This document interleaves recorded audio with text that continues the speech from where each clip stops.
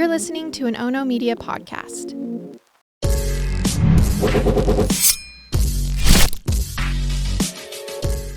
Good morning, and thanks for joining me for Rise in Crime, your morning caffeine hit all about crime. I'm Mama Jules, and today let's start out with Boston. This case intrigued me because it involves North Andover, Massachusetts, and all of their law enforcement. And we just ended the trial of Karen Reed, which involved Boston and Canton, Massachusetts, and all of their law enforcement. Andover and Canton are part of the greater Boston area. And as in Karen Reed's case, the players are all connected to law enforcement. Here's what's going on. 28-year-old Kelsey Fitzsimmons joined the North Andover Police Department in May of 2024. So a little more than a year ago. Kelsey is engaged to a firefighter from the area. Together, the two have a brand new baby boy that was born on February 16th of this year. Just weeks after the birth of their son, Kelsey was involuntarily committed to Lowell General Hospital. She was required to stay for 12 hours, this due to evidence of her being a threat to herself or others. During that short stay, Kelsey was treated for postpartum depression. Remember, that baby is just under a month old at this time. Kelsey surrendered her department-issued firearm and at least one privately owned weapon. She began meeting with a therapist and also a psychiatrist. By June 18th, Kelsey had been cleared to return to work. Now, it's not reported if her weapons were returned to her, and department policies vary on this, so I don't even have a good guess for you if she had those weapons in her possession again. That same week that Kelsey was cleared to return to work, her and her fiancé had another difficult situation. The couple and the child were visiting Maine just last week when her fiancé said she struck him in the face 3 times with a closed fist. He said she was in a drunken rage, that in that rage she was chasing him while he was holding the baby boy. He left the family event and went to a hotel to stay for the night. Concerned friends contacted the police in Bethel, Maine, and also supervisors in North Andover. Now, this confrontation led to the fiancé filing a protection order with the courts. That documentation is where we learn about the conflict in Maine. And also in that documentation, we learned that the fiancé alleges that Kelsey used to punch her own stomach while she was pregnant. He also stated that she threatened to take the baby far, far, far away. Those are his words. He also wrote that he feared if he left that Kelsey would kill the baby because she allegedly said she has nothing to live for except her fiancé. He also wrote that Kelsey's parents intervened one night and took the baby from him because they didn't care what manic state Kelsey was in. Yeah, that's kind of weird wording to me, and I wish I could clarify where the parents stood in this matter, but I don't have anything more than that. Now, in the court documents, the fiancé then warns that he's kind of worried about how Kelsey will react being served with the restraining order because she is an officer with a license to carry. All right, that statement leads me to think her firearms were given back to her, but again, that is not verified. Well, when Kelsey was served this restraining order last week, she ended up shot and hospitalized. When 3 officers, including her supervisor, arrived at her home and began escorting her from the home, a, quote, armed confrontation took place. That's according to the Essex County District Attorney. The DA went on to say that as a result of that armed confrontation, one of the responding officers discharged their weapon and struck Kelsey Fitzsimmons. Kelsey was airlifted to a Boston hospital and she is listed in stable condition. Police are not saying where the bullet or bullets entered Kelsey's body, and they also aren't saying if she was armed or not. And before you ask in the comments, there is no body cam footage of this event. This police department does not require body cams to be worn by officers. Another question, why was she being escorted from the home? My thought is that this restraining order required her to have all firearms removed from the home. Maybe they were taking her outside so that could happen. Now, the DA did say that the officer that shot Kelsey had been with the department for more than 20 years. That officer is on administrative leave. And just as a point of reference in this story, 12 states require police departments to wear some sort of body cam. They are Colorado, Connecticut, Illinois, Maryland, New Jersey, New Mexico, New York, Nevada, South Carolina, Texas, Vermont, and Washington. Now, if your state isn't on the list, that doesn't mean that your law enforcement isn't wearing body cams. You know, I live in Idaho, and most agencies in my state do have body cams. It just isn't a state law here. Now, I did see one commenter say that if Boston and the surrounding areas wore body cams, all of the officers would be suspended and there wouldn't be a police department. I think we're all a little jaded due to the Karen Reed case. Let me know what you think in the comments. And now to Pennsylvania, where an arrest has been made in the murder of 33-year-old Caitlin Harp. And this one is a tangled web of past lives. We've got one widow and at least 5 children left parentless. So let's start with our husband and wife in this story. Caitlin Harp is married to Vinnie Harp. Through digging in social media, it seems Caitlin has 5 kids. 4 of her kids are living with various family members, and one of her children is living full-time with the father of that child. Caitlin is recently married to Vinnie Harp. Now, Vinnie has 2 kids with his previous wife, Stephanie. Again, through digging in social media, I found that Stephanie died in March of 2021. According to social media, which we all should be a little leery of, but what I found was that Vinnie and Stephanie had an on-again, off-again relationship. This happened for more than 6 years, when Stephanie was found unresponsive in her home. Her obituary does not list a cause of death, but again, social media reports say she had a history with drug use and that her death was linked to that drug usage. All right, this is important, I promise. I'm not trying to disparage Stephanie, but if the first spouse dies, and then the second spouse dies, we have to ask the questions. Okay, so Stephanie and Vinnie had 2 children together, and Stephanie had a child from another relationship, so she was the mother to 3. Upon her death, Vinnie became the full-time parent to the 2 kids. And Stephanie and Vinnie had a tumultuous past. There are allegations of domestic violence, and Vinnie had previously been charged with reckless endangerment, terroristic threats, and assault. Stephanie was also 33 years old when she died. An eerie coincidence? Maybe. But to state the obvious here, many online sleuths think Vinnie might have had something to do with Stephanie's death. Now, police did not heavily investigate the death and ruled it an overdose pretty quickly. All right, following Stephanie's death, Caitlin and Vinnie get together and they get married. They did not have children together, but Caitlin became the stepmother to Indigo and Zaid.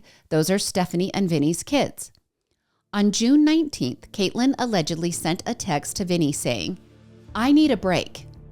Except break was spelled like brake on a car or brake on a bike handle, not break like break in a relationship or break like a coffee break.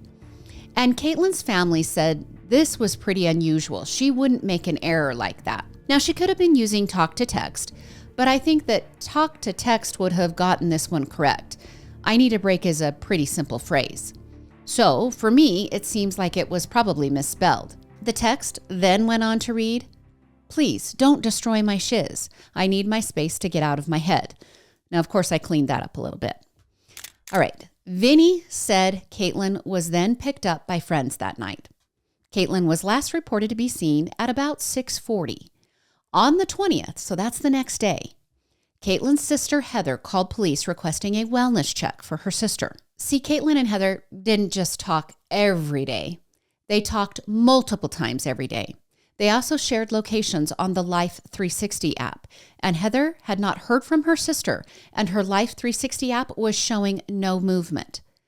Hemlock Township Police Department in Pennsylvania determined that day that Caitlin was missing, but they weren't all in on it being foul play. Vinnie admitted to police that he and Caitlin had argued, but he also claimed he was concerned for her well-being. And he was surprised she had not returned or contacted anyone. Well, for 2 days, the Hemlock police conducted interviews, and they checked with neighbors and friends, but they just couldn't turn up anything. That's when they reached out to the state police and asked for assistance with the case. 3 days into her disappearance, state troopers conducted their first interview with Vinnie, and they admittedly left unsatisfied. Court documents revealed that Vinnie's story was inconsistent, mostly concerning his whereabouts on the 19th and 20th. His locations that he provided to police weren't matching his cell phone data.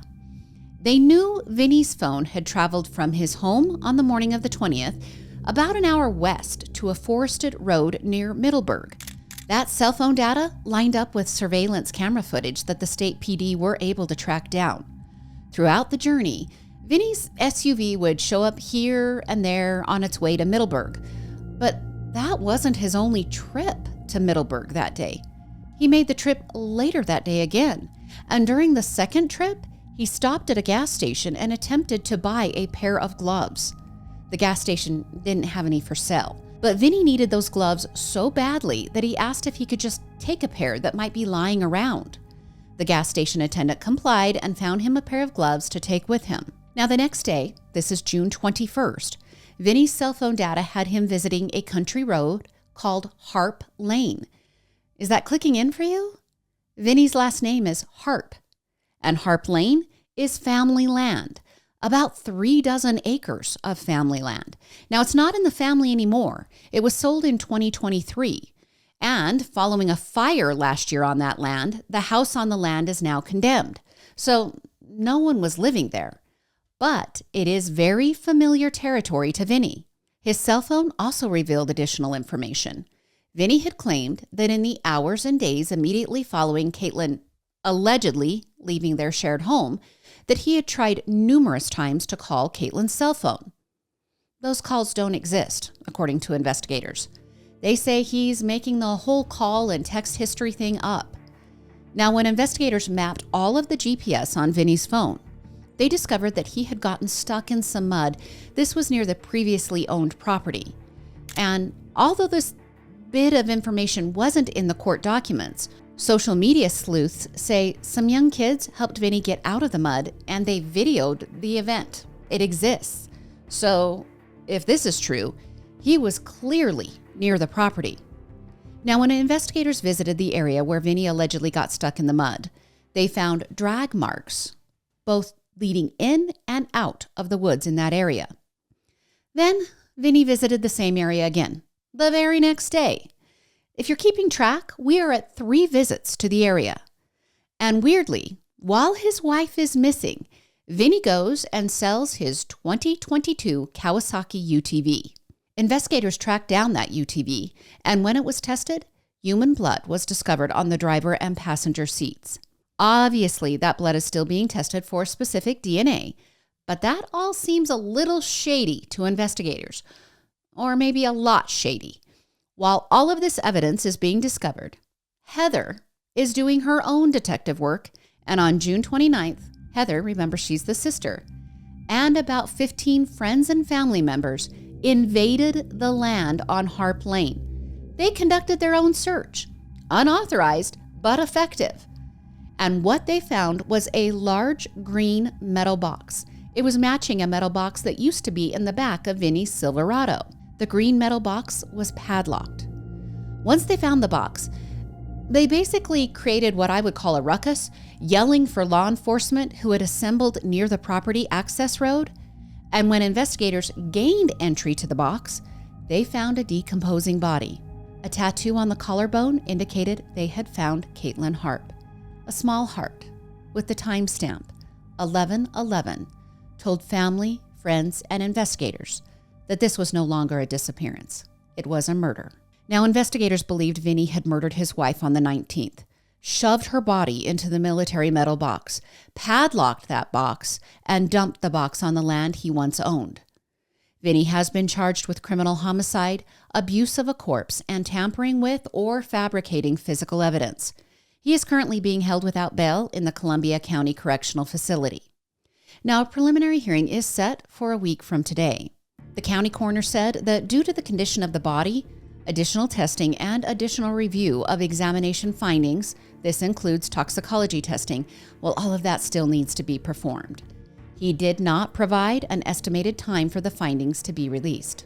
Upon news of Vinny's arrest, Heather made a Facebook post that simply said, "We found her.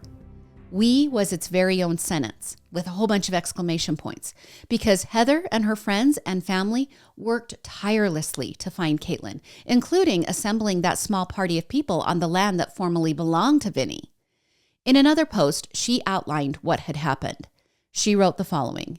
It was a good group of about 15 or so family/best friends that were reading comments and messages, out in the trenches searching, marking maps, following the signs, determining what leads and tips are true or false, doing our own investigation because we were supposed to find her. There's a bigger picture to this. Caitlin has made a huge impact all over the world, more than any of us could have imagined.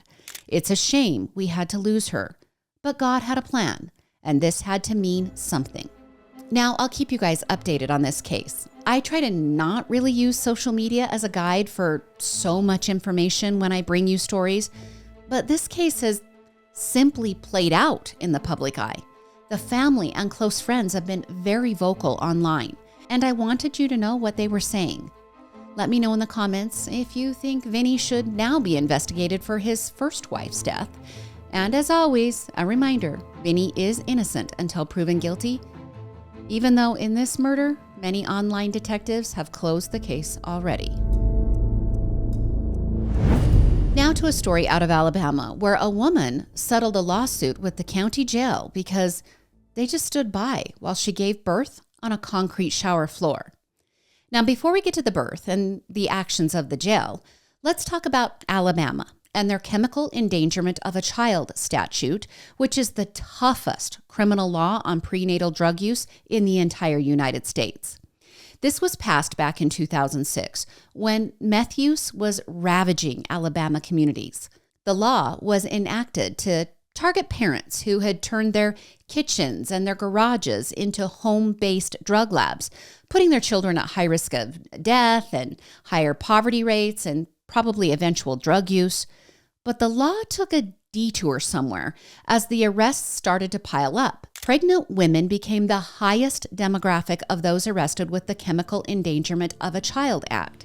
See, a woman can be charged with chemical endangerment from the earliest weeks of pregnancy, even if her baby is born perfectly healthy, and even if her intention is to protect her unborn child.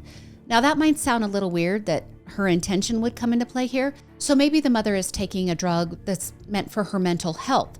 Well, that might pop on a drug test and get her, tagged with this charge, even though she's not intending to harm her unborn child.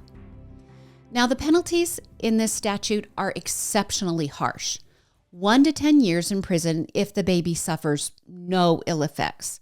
10 to 20 years if the baby shows signs of exposure or harm, and then 10 to 99 years if the baby dies.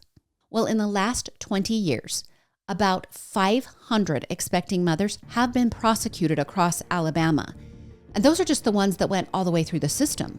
Hundreds and hundreds more have been investigated. Now, I'm not here to advocate for or argue against this law. We're here to learn how these laws, meant to have good intentions and encourage better behavior, can sometimes go awry, which seems to be the case with the arrest and imprisonment of Ashley Caswell. Ashley happened to reside in Etowah County. Now, some counties in Alabama were using the law to, push or encourage pregnant women to enter treatment programs instead of issuing them jail time. But other counties in Alabama were setting bails of $500,000 and separating the child from the mother at birth, even if the drug of choice was marijuana or Valium. Etowah County was kind of somewhere in the middle, it seems, right in the middle of the two extremes I just explained. And that found Ashley jailed for drug use in March of 2021. Ashley was 2 months pregnant at the time. Ashley remained jailed for her entire pregnancy, where she claims she received little to no prenatal care. The lawsuit also states she was not receiving her own psychiatric medication.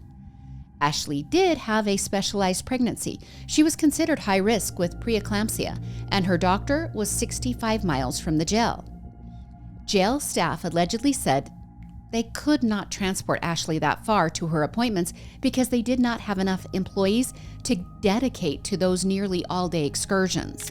Ashley was also known by some of the staff. She had been previously incarcerated 2 years prior, and Ashley was pregnant during that incarceration. The lawsuit states that when Ashley reached her 36-week mark, staff refused to transport her to the doctor for the weekly visits. Around week 37, jail staff took Ashley to a local hospital because she began having contractions. During that visit, doctors said Ashley was experiencing poor nutrition, and her symptoms indicated she was highly stressed due to lack of sleep. Ashley says she was being forced to sleep on a mattress on the concrete floor. The doctors recommended that Ashley be moved to a bottom bunk so that she could be more comfortable. 2 weeks later, Ashley's water broke. This was 3 days prior to the date where she was scheduled to be induced. Ashley alerted staff and allegedly asked to be transported to an emergency room, but they allegedly said she needed to just lie down in the medical unit. Ashley says for the next 12 hours, she was, quote, constantly screaming from the agonizing pain and begging for help. She says jail staff told her to sleep it off. After those 12 hours, Ashley says she was taken to the shower facility. Ashley says an employee stood a few feet from her while she delivered her baby standing up on a concrete shower floor. She said she received no medical aid or medication. Ashley described the experience as her body was, quote, being ripped apart. Now, following the birth, the lawsuit states that several staff members came to the shower area where Ashley was lying naked and bleeding on the floor. 2 staff members allegedly posed for photos with the baby, which, by the way, still had the umbilical cord attached. This at least according to the lawsuit. Ashley waited 20 minutes for an ambulance to arrive. Paramedics cut the umbilical cord, and Ashley was transported with her child. Now, Ashley has sued the Etowah County, also the Sheriff's Office, the Etowah County Jail, and the medical services provided at that jail. The lawsuit was settled last week. However, the case has been sealed. Unfortunately, Ashley hasn't received or possibly accepted the help available to her. She was arrested again in August of 2022. That's just 10 months after the birth of her child on that concrete floor. Ashley had tested positive again for meth, and she was 4 months pregnant at the time. She was jailed on the chemical endangerment charge again. So this has been her 3rd offense. I looked up other lawsuits against Etowah County Jail, and there were 3 in the last 9 years that were related to claims of incarcerated people receiving poor health care. One was about a heart attack. In one case, someone had died, and the other one wasn't having their disabilities met. 2 of the 3 suits were dismissed, and 1 suit settled out of court. Now, the preferred outcome is that there should be no lawsuits because the medical care is actually happening the way it's supposed to happen. But this doesn't seem like an excessive problem with Etowah County, 3 in 10 years, and none of them went all the way. I'm just trying to give you a very non-emotional review of Etowah County Jail. I will say that a law was designed to protect children, whether in their homes or in the womb. And that law failed here. A baby was born in dangerous circumstances. That didn't protect the baby. So much went wrong. Let me know what you think in the comments. And I know I said in last week's episode that Florida isn't as crazy as we think they are, that part of it is that laws on reporting crime are very accessible and lenient in Florida. But as I researched cases for today's episode, Florida just kept popping off. And this one's a little crazy. 29-year-old Jessica Arua of Wellington, Florida, was arrested last week after stealing from her employer. Not that crazy, right? But this wasn't typical embezzlement. Jessica worked for the Palm Beach Equine Clinic. She's a receptionist at the Horse Veterinarian's Clinic. She pulls in about $60,000 a year for her services. Okay, that's a pretty okay gig, right? Except back in 2023, the clinic's CFO caught a mistake in the payroll system. Palm Beach Equine Clinic outsources their payroll to Harbor America. And an employee at Harbor America had input Jessica's payroll information incorrectly. Instead of being paid and coded as a receptionist, Jessica was paid and coded as a veterinarian. Jessica made thousands more on her paychecks from February of 2022 to January of 2023. 11 months of being paid like a veterinarian. When she was finally approached by law enforcement, Jessica admitted that she knew she was getting paid too much, but she said she chose to not report the discrepancy to the clinic. Jessica instead decorated her closet with purchases from Coach and Michael Kors. She also bought new furniture, and she spent thousands of dollars through Zelle to Mama Duke's. So I had to look up Mama Duke's. It's a soul food restaurant. It seems Jessica likes her Southern cuisine. She also likes her friend's mother because she gave that woman $80,000 to purchase a food truck. Now, the police report states that Jessica knew there was extra money, but she thought the company was just bonusing her for her great work as a receptionist. Jessica told police that she had heard that the woman who had her job before her had received a bonus once, so she thought the same was happening for her. Now, you might be asking, what does a horse veterinarian make? Well, at this clinic, the vet was making $450,000 a year. That's $37,500 a month. And Jessica was paid this extra amount for 11 months. If you subtract her $60,000 a year expected salary, Jessica took home somewhere around an extra $352,000. There's more though. This wasn't a temp job for Jessica. She had worked there for 9 years, and all of a sudden she's making a perceived bonus of $350,000. She also had known the owner of the clinic since she was 9 years old. Now, remember how I said they outsourced their payroll? Well, it wasn't just a mistake on Jessica's check. The payroll service had swapped information on Jessica and a female veterinarian. So Jessica was getting the veterinarian's pay and the veterinarian was getting Jessica's pay. And for the 11 months, the female vet didn't notice she wasn't getting paid that amount. How? How do you not notice that your check dropped from $37,000 a month to $5,000 a month? Now, Jessica did try to make amends. When the owner contacted her, she broke down crying and said she would return the money that she had left. So Jessica went to the bank and got a cashier's check for $200,000. But she told the owner she could not return the rest because her mother had sent $100,000 of it to Argentina to family members that live there. Jessica was charged with grand theft and money laundering. She remains in custody at the Palm Beach, Maine Detention Center when I took the podcast to production.